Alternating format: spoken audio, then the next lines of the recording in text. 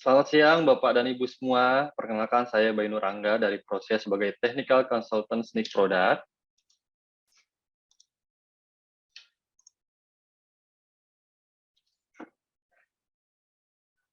Pada kesempatan ini, saya akan menjelaskan dan menemukan bagaimana SNIC dapat membantu para developer dalam meningkatkan keamanan pada code open source dan kontainer yang didevelop, sehingga dapat mengurangi risiko serangan keamanan dan meningkatkan development productivity secara mudah, cepat, serta dilengkapi juga dengan dashboard untuk monitoring dan alert ketika ditemukan vulnerability baru.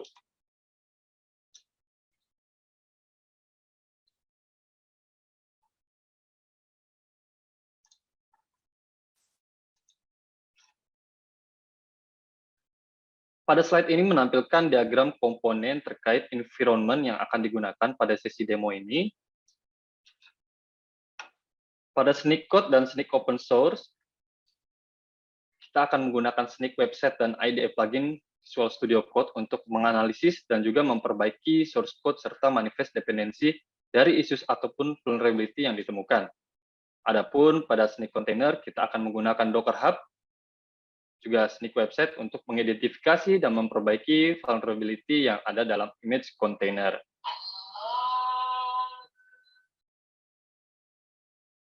Yang dimana pada ketiga produk tersebut menggunakan integrasi GitHub untuk mengidentifikasi, memantau, dan memperbaiki kerentanan keamanan dalam proyek yang ada. Adapun nanti untuk SNIC EIC akan dibawakan oleh rekan saya pada demo berikutnya, yaitu Pak Ilham Basuki ya.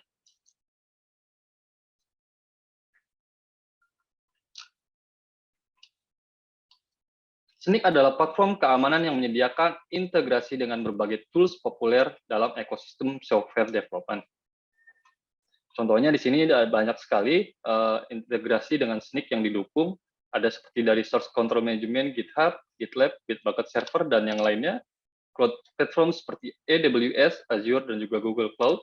Container seperti Docker Hub, juga ada Kubernetes, dan yang lainnya. Continuous Integration bisa menggunakan CLI, Jenkins, dan juga yang lainnya. IDE plugin seperti Visual Studio Code, kemudian ada juga IntelliJ dan yang lainnya ya. Kemudian ada keyboard plugins juga, dan juga notification yang dimana biasanya paling umum didukung di sini oleh Jira ya untuk ticketing. Dan juga bisa melalui vulnerability management seperti Fortify, Brinka, dan yang lainnya.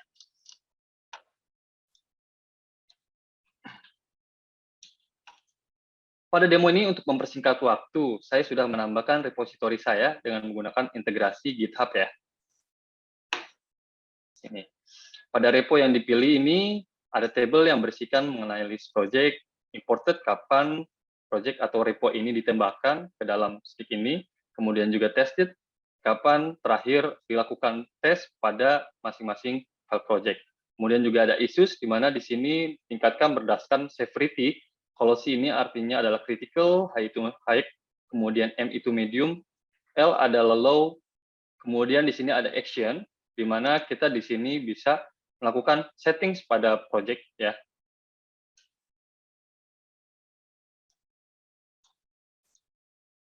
Di mana di sini kita bisa melakukan setting untuk project notification-nya melalui email, bisa di-set, kemudian di sini juga ada settings atau pengaturan untuk frekuensi dan juga tes pull request secara otomatis yang Bapak atau Ibu bisa pilih atau inginkan, baik itu never, daily, atau weekly untuk tesnya, sesuai dengan kebutuhan.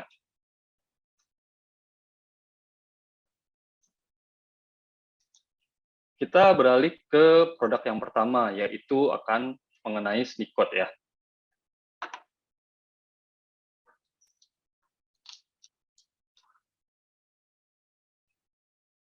Di sini saya akan coba menampilkan issues yang telah ditemukan pada code analisis.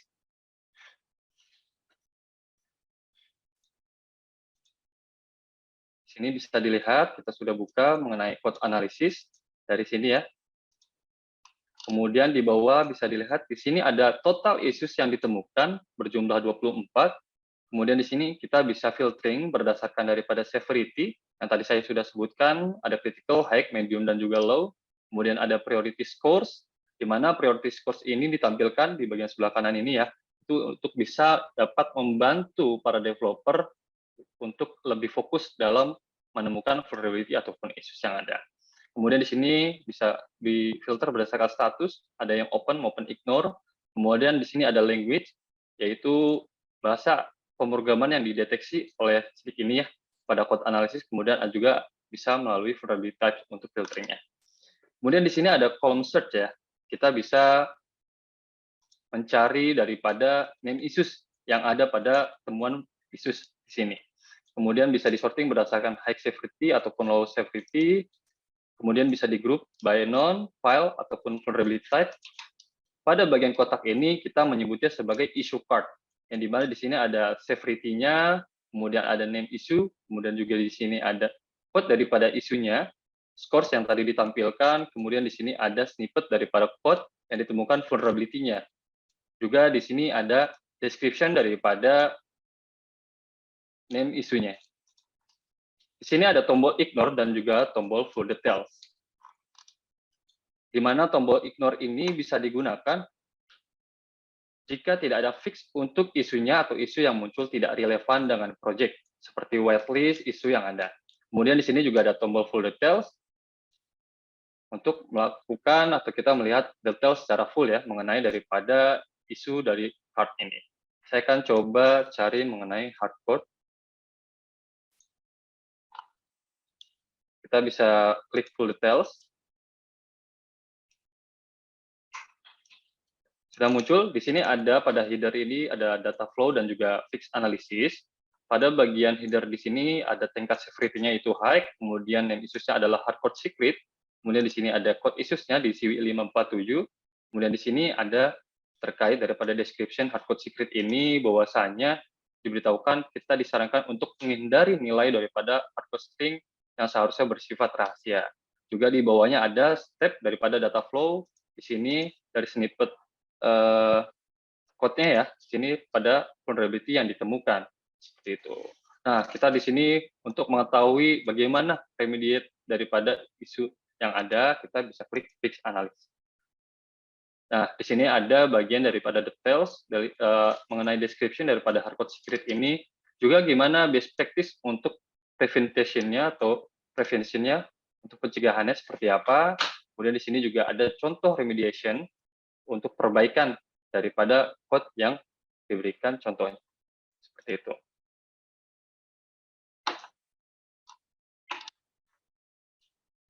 Selanjutnya, masih dalam Sneakcode, kita beralih ke Sneakcode menggunakan tes daripada IDE plugins.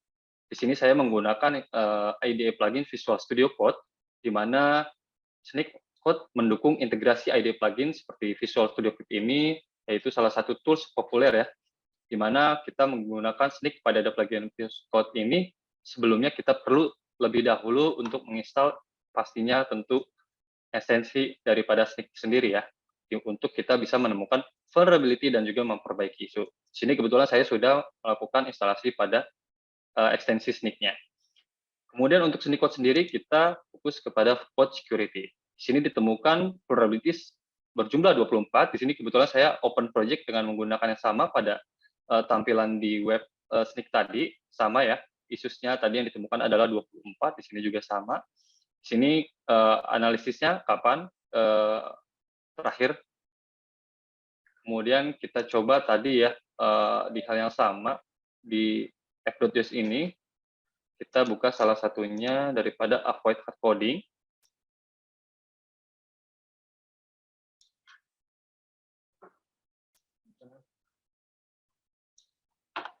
Nah, di sini bisa kita lihat akan muncul tab daripada Sneakcode vulnerability-nya.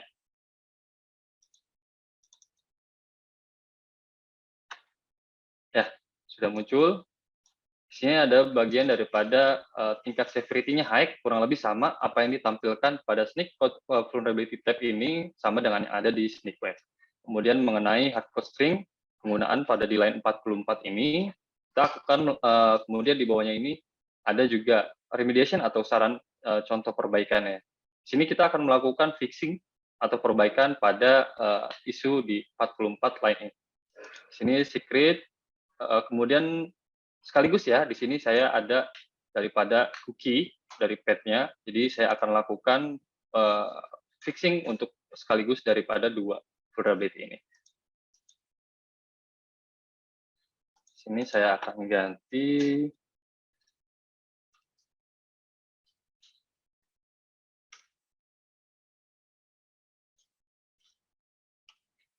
kemudian untuk ini akan saya hapus karena kita sudah memakai script.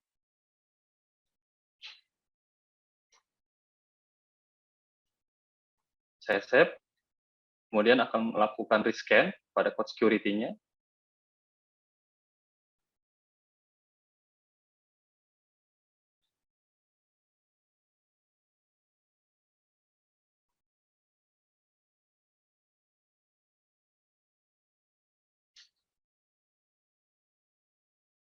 Ya, sudah muncul ya, vulnerability saya sudah berkurang karena kita sudah melakukan fixing dari dua case tersebut.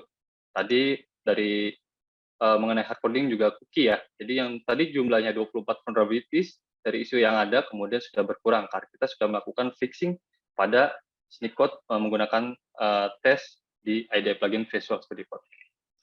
Oke, selanjutnya kita akan beralih ke produk kedua yaitu Snyk Open Source.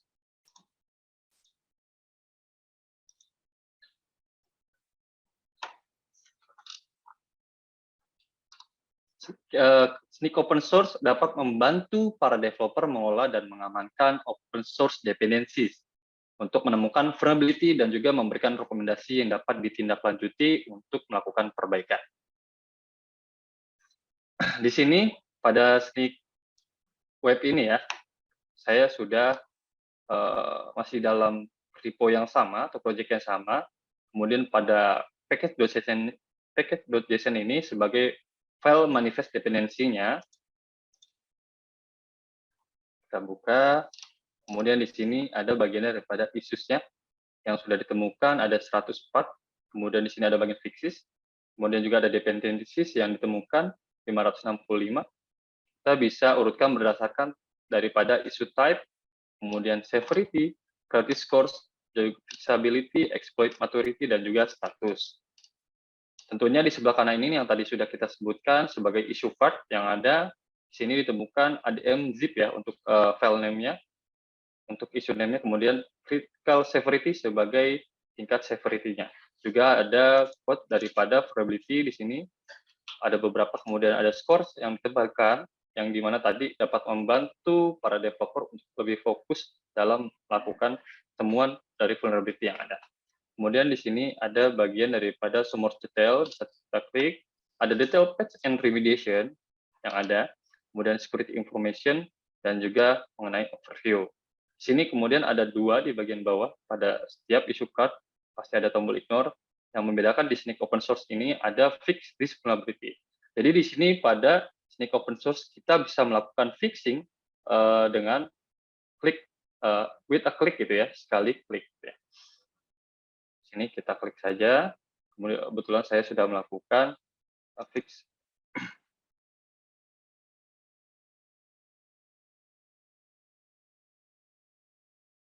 Ya, ini sudah akan muncul dan otomatis terpilih daripada isu yang tadi dipilih sebelumnya, yaitu mengenai daripada ADM zip. Kita gulirkan ke bawah, kemudian kita di sini untuk melakukan upgrade daripada patch tersebut, dari isu yang dipilih kita lakukan klik Open AVPR. Sini sudah melakukan Open AVPR, akan muncul seperti ini, mengenai daripada security upgrade untuk ADM zip tadi, dari versi sebelumnya ke versi yang lebih baru. Kita bisa lihat daripada file string-nya. Di sini bisa dilihat pada file change-nya di file JSON, ini sudah dilakukan, akan dilakukan perubahan ya, daripada versi di ADM zip-nya di versi 047 ke ADM zip di versi 0411. Seperti itu. Kemudian di sini juga ada bagian daripada title dari Snyk upgrade ini ya, di mana di sini Snyk telah membuat pull request untuk memperbaiki satu atau lebih daripada vulnerable package dari npm dependencies pada project tersebut. Kemudian di bawahnya ada statusnya sudah verified. Kemudian di sini kita bisa lakukan saja merge pull and request. Kemudian kita klik confirm merge. Sangat cepat dan mudah langsung muncul pull request successfully merged and closed. Lalu untuk melihat apakah isu dari yang sebelumnya sudah berkurang atau belum, kita bisa melakukan refresh saja pada package.json ini.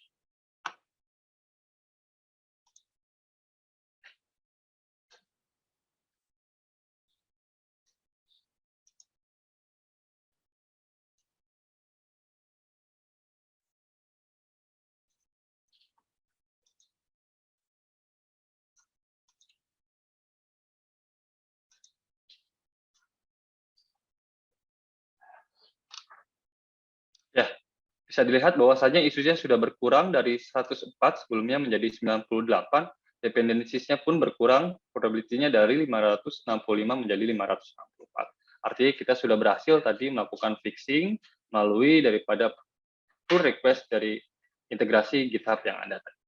Kemudian kita beralih ke hot test Open Security menggunakan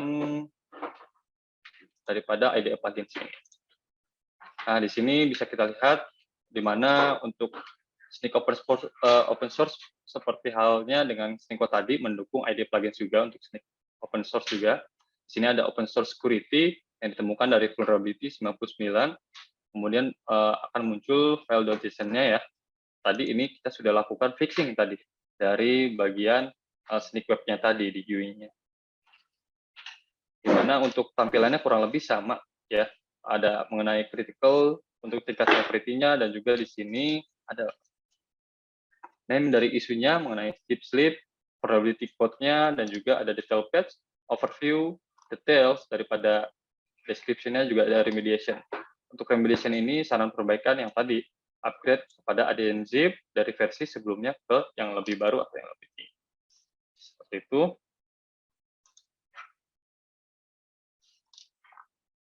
Selanjutnya kita berlanjut kepada Snyk Container, produk yang ketiga, di mana Snyk Container ini dapat membantu mengamankan image container dengan men-scan container image untuk menemukan vulnerability dan memberikan rekomendasi yang dapat ditindaklanjuti untuk melakukan perbaikan.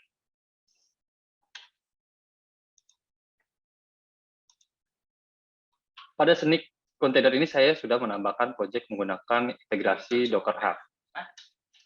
Sini kita klik file nya.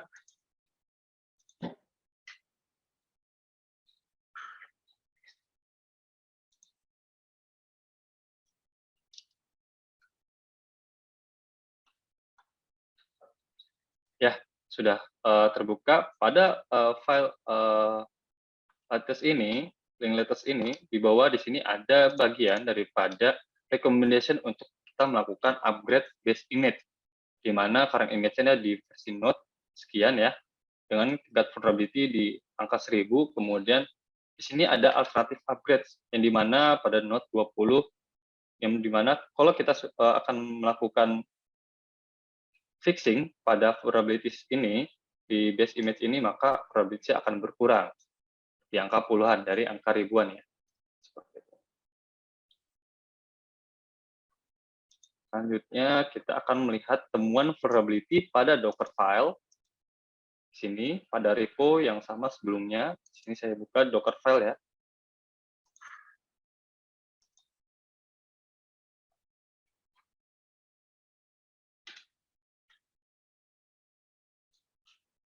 Sudah muncul daripada Docker filenya.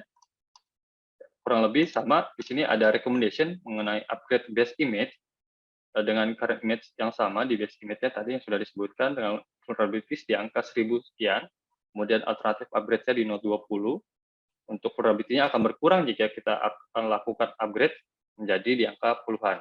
Kita di sini bisa melakukan open a fix PR dengan fix with a click. Setelah saya sudah melakukan fix PR-nya, di sini sudah menuju halaman GitHub yang terintegrasi dengan Snyk sebelumnya. Di sini mengenai security upgrade Node ya, dari versi 14 ke 20 yang terbaru. Kita lihat file change-nya. Di sini bisa dilihat untuk file change-nya di line kedua, sebelumnya di Node 14 ya. Kemudian kita akan upgrade ke Node 20. Di sini bisa dilihat mengenai daripada kita untuk tetap menjaga Docker base image kita lebih atau tetap update, up to date ya, di mana kita bisa mendapatkan keamanan yang dilakukan untuk perbaikan daripada versi yang terbaru dari Docker image yang kita pilih, seperti itu. Kemudian di bawahnya itu ada verified, di sini statusnya kita bisa lakukan merge, pull, and request, kita confirm merge, ya, statusnya sudah pull request successfully merge and close, jadi begitu cepat dan mudah dalam melakukan fixing pada OpenAPI PR ini, pull request ini dengan melakukan fix with a click ya.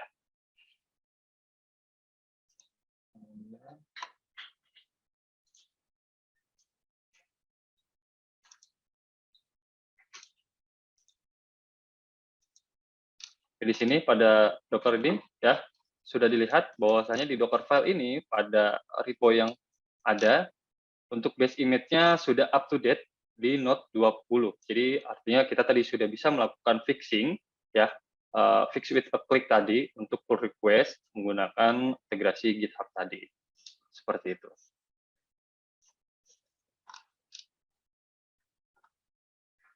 Demikian penjelasan dan demo mengenai produk Snyk, Snyk open source, dan juga Snyk container, di mana manfaat dari 3 produk tersebut dapat membantu para developer dalam mengolah keamanan software dan juga memastikan bahwa aplikasi yang di-development aman dan terhindar dari kerentanan atau celah keamanan bahkan sebelum masuk ke dalam production environment.